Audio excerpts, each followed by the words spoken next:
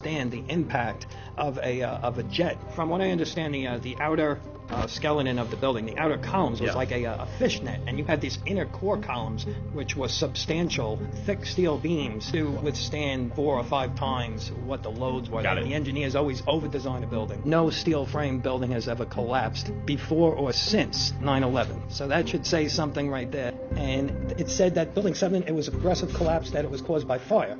But progressive collapse, unlike the Twin Towers collapse from the top down. That's a progressive collapse, floor by floor by floor. But if you look at the videos of Building 7 collapsing, it collapses uniformly. It's collapsing from the bottom. The building stays intact all the way to the bottom of the ground, and you could see the sides caving in on it. For a building to collapse uniformly, which the videos show, all the load-bearing columns would have had to have failed simultaneously. Now, fire doesn't act like that. I came across an analogy of the Twin Towers, and if you could visualize cast iron stoves stacked one on top of each other. The stoves up at the top, yes, there's fire and they've been damaged, but the stoves on the bottom, they haven't been damaged. So the structure underneath all of that is intact. So it's impossible for a building to collapse near free fall speed and increase without a controlled demolition. You're running into the path of most resistance. So something else is going on. I don't believe that it was just the planes or the fires. I think that, and they examined the dust and they found what they call thermitic material, which is like an explosive incendiary,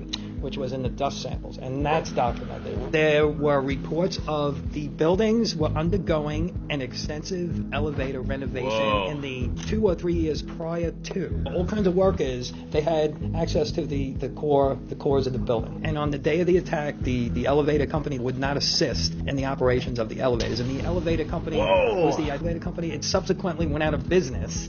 And a couple of years after that, the information is out there. At one time when I was heavily engaged in trying to get a new investigation, I definitely felt threatened. I felt threatened for my family, and it wasn't a pleasant experience. You have sworn testimonies from firefighters regarding explosions in the building. They were suppressed.